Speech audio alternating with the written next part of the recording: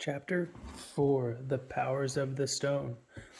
I will here explain a few of the many possible uses of the philosopher's stone. The possibilities for its use are vast and beyond the imagination of a regular person. However, I will outline the traditional uses. There are two forms of the philosopher's stone, the white stone and the red stone.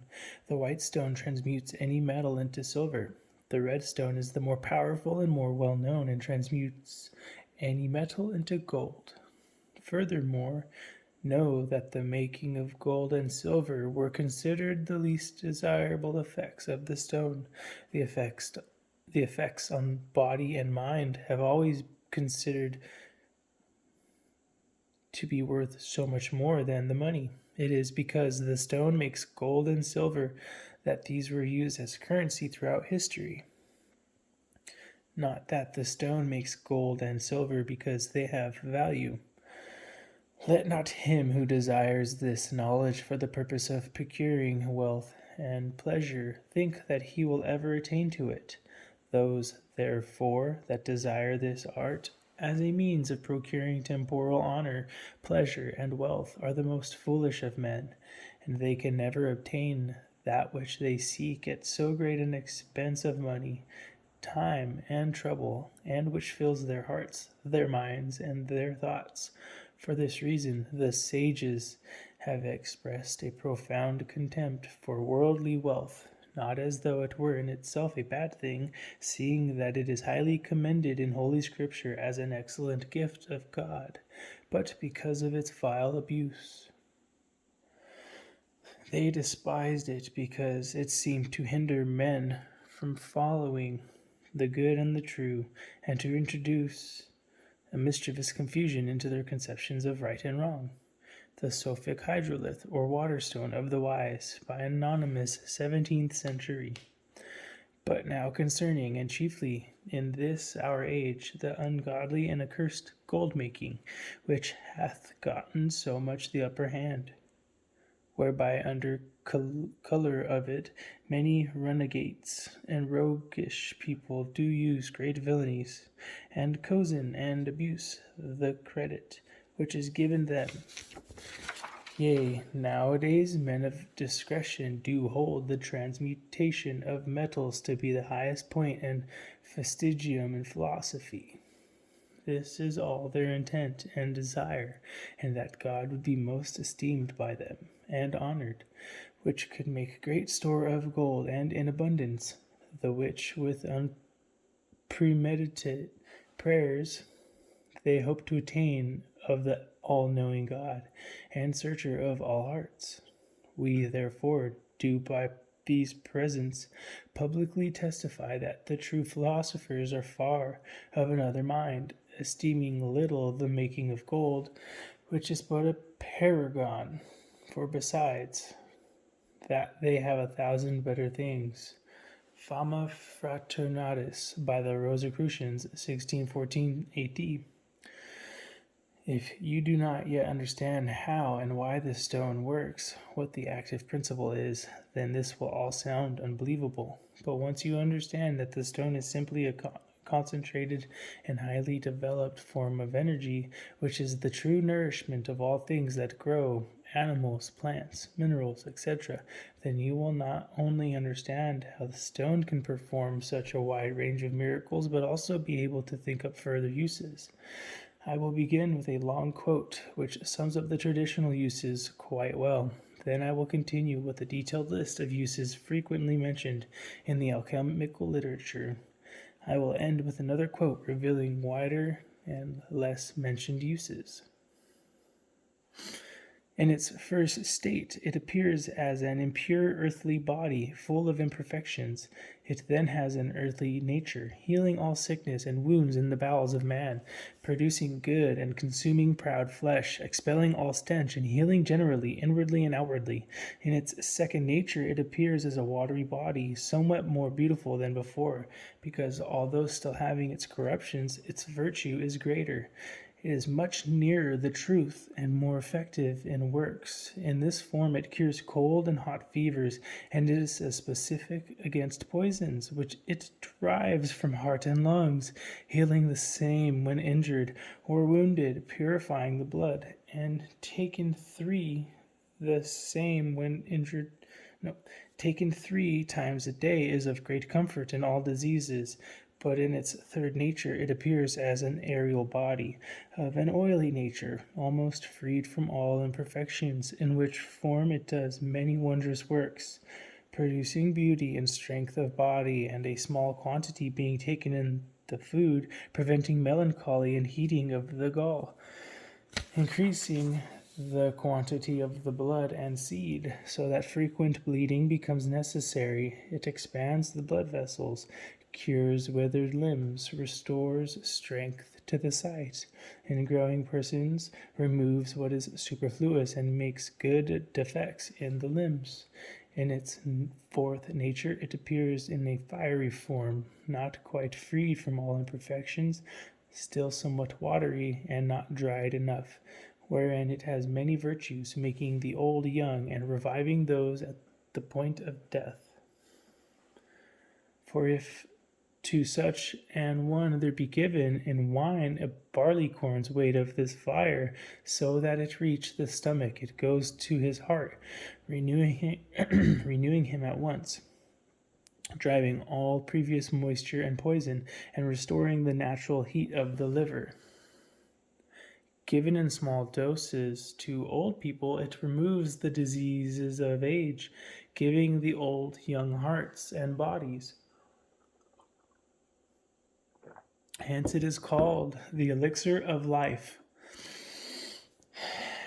In its fifth and last nature, it appears in a glorified and illuminated form, without defects, shining like gold and silver, wherein it possesses all previous powers and virtues in a higher and more wondrous degree. Here its natural works are taken for miracles.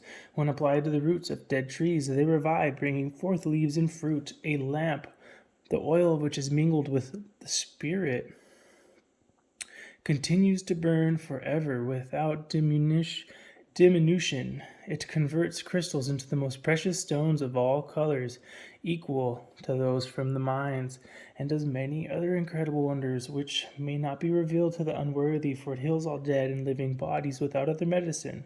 The book of the Revelation of Hermes by Theophrastus Paracelsus, 16th century. Use 1. A universal medicine for the body. The red stone is much more powerful than the white stone. A single dose can have a large effect, depending on the strength of the stone and whether it be white or red. However, for a lasting effect, the stone should be ingested, eaten daily, else your body and mind will begin deteriorating again. If ingested, it will cure all disease, and in higher concentrations will make an old person healthy and fitter than they were even in their youth. If taken suddenly in high concentration, the body will purge itself of everything unnecessary, which may result in going through a shocking transformation over a couple of weeks, with one's skin peeling off, hair and teeth falling out, then growing back in prime condition. Taken regularly in high concentration, it will be unnecessary to eat, drink, or even breathe. Although these may be done anyway, the body will never grow old. You will heal from wounds extremely quickly and be unaffected by heat and cold.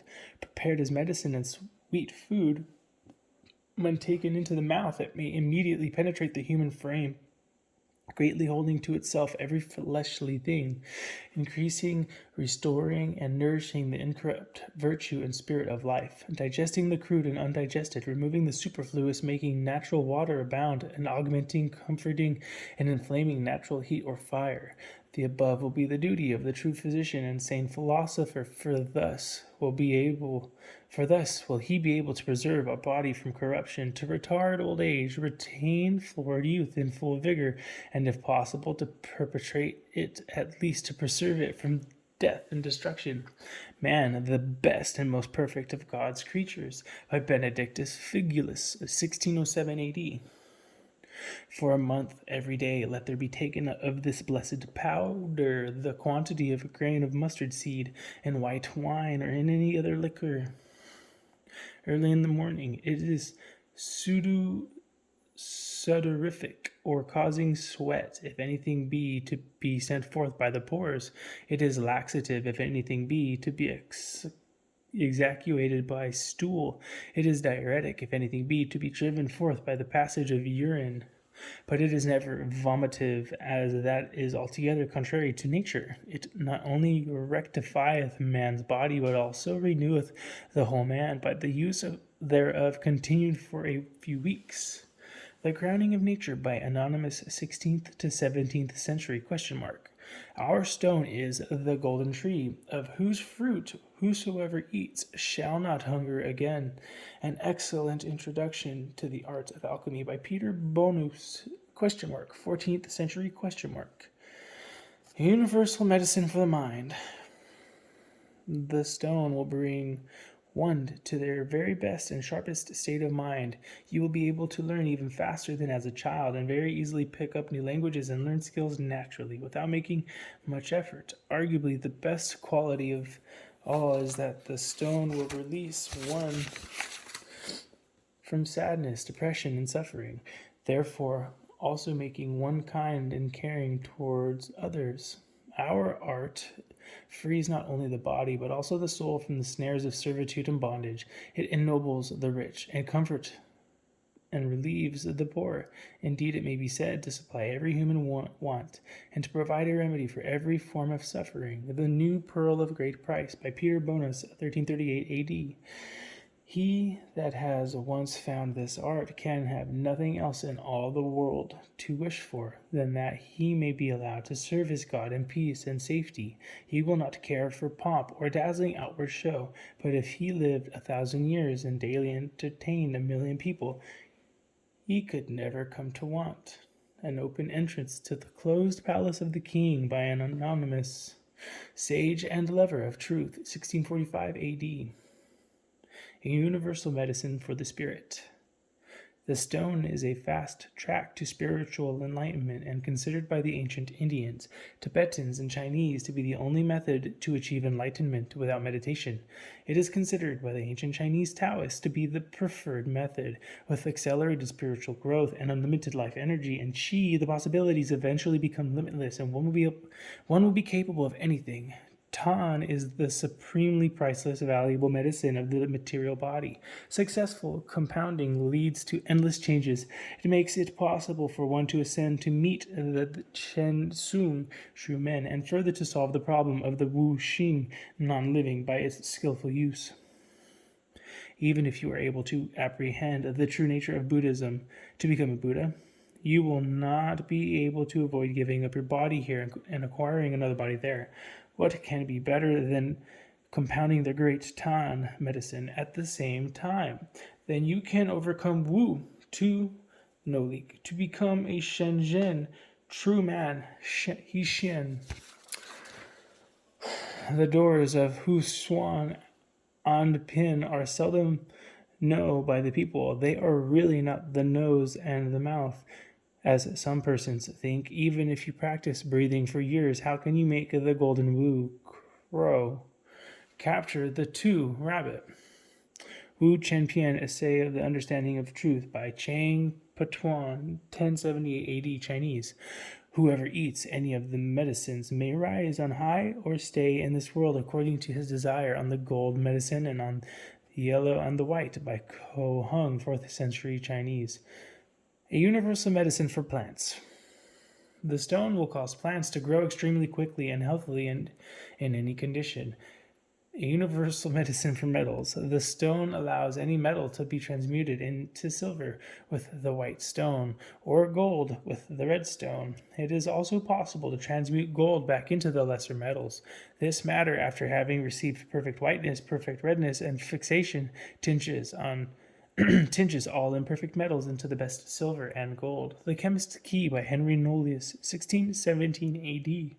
The purer the metals are, and the greater their affinity to our substance, the more easily are they received by the tincture, and the more perfect and rapid is the process of regeneration, for the transformation consists in all that is impure and unsuitable being purged off and rejected like dross. In the same manner, flawed stones can be transmuted into precious diamonds, and common crystal can be so tinged as to become equal to the most precious stones. But moreover, many other things may be done with the tincture, which must not be revealed to the wicked world.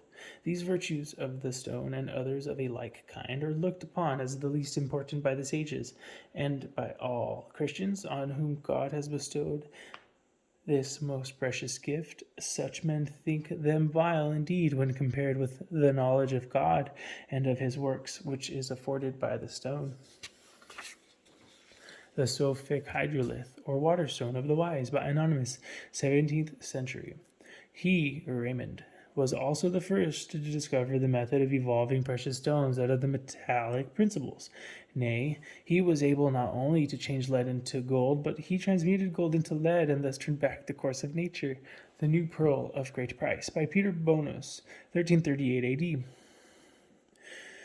Every mercury of metals and minerals may, by successive stages, be raised through the qualities of all other mercuries to the excellence of the solar body, and thence also be reduced to the degree and virtue of any metallic body. One may choose a golden and blessed casket of nature's marvels by Benedictus Figulus, 1607 A.D.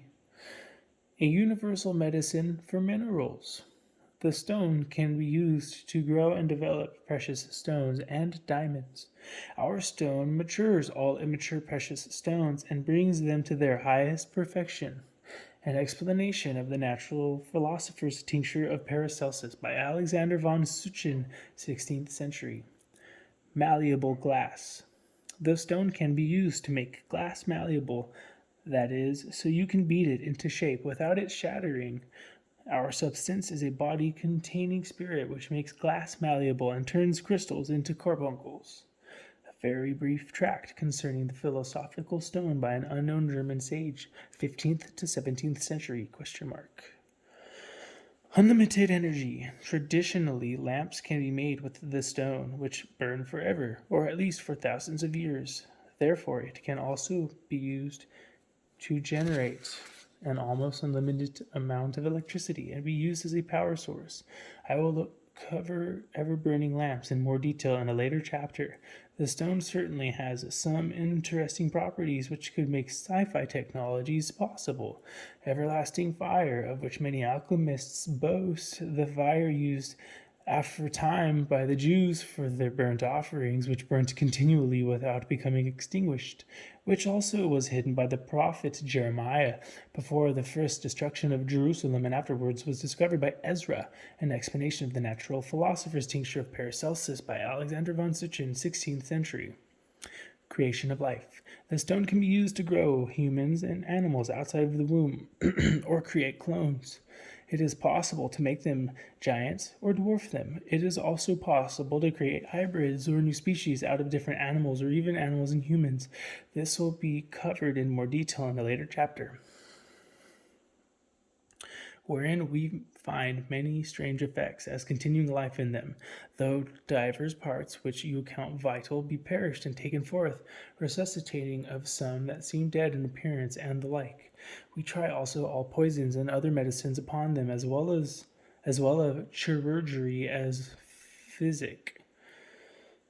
By art likewise we make them greater or smaller than their kind is, and contrariwise dwarf them and stay their growth. We make them more fruitful and bearing than their kind is, and contrariwise barren, not generative. Also we make them differ in color, shape, activity, many ways. We find means to make commixtures and copulations of divers kinds, which have produced many new kinds, and them not barren, as the general opinion is. The New Atlantis by Francis Bacon, 1627 AD. Finally, we have a further list of usages of the philosopher's stone. Francis Bacon's Magnolia Naturae Principiu Quod Usus, and a bunch of whole Latin there. The glorious works of nature, especially in regards to human usages, appended to Bacon's The New Atlantis. The prolongation of life, the restitution of youth in some degree, the retardation of age, the curing of disease counted incurable, the mitigation of pain, more easy and less loathsome purgings, the increasing of strength and activity, the increasing of ability to suffer torture or pain, the altering of complexions and fatness and leanness, the altering of statures, the altering of features, the increasing and exalting of the intellectual parts, version of bodies into other bodies, making of new species, transplanting of one species into another, instruments of destruction as of war and poison, exhilaration of the spirits and putting them in good disposition, force of the imagination, either upon another body or upon the body itself, acceleration of time in maturations, acceleration of time in clarifications, acceleration of putrefaction, acceleration of decoction, acceleration of germination, making rich compost for the earth, impressions of the air, and raising of tempests. Great alteration, as in induration, immolation, etc., turning crude and watery substances into oily and unctuous substances, drawing of new foods out of substances not now in use, making new threads for apparel and new stuffs, such as paper, glass, etc., natural divinations, deceptions of the senses, greater pleasures of the senses, artificial minerals and cements, Magnolia Naturae Principiae Quod Usus Humanus by Francis Bacon, 1627 AD.